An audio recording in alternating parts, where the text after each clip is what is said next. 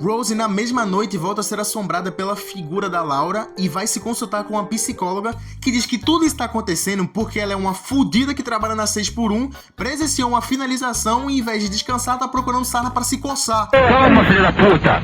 Calma! Talvez ela não tenha falado desse jeito, mas é o que ficou claro aqui.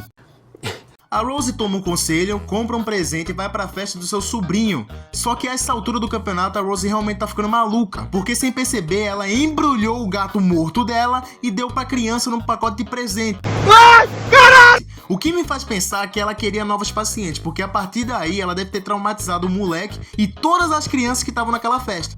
Parabéns, viu, seu cocô? Óbvio que todo mundo da festa entra em pânico e a Rose vê no canto da sala a Laura. Oi, meu chapa. Sorrindo e indo em direção a ela, né? A Rose toma um susto, cai pra trás e quebra uma mesa de vidro lá. E depois desse vexame, a Rose se toca que tem alguma coisa errada. Só agora, né, pô?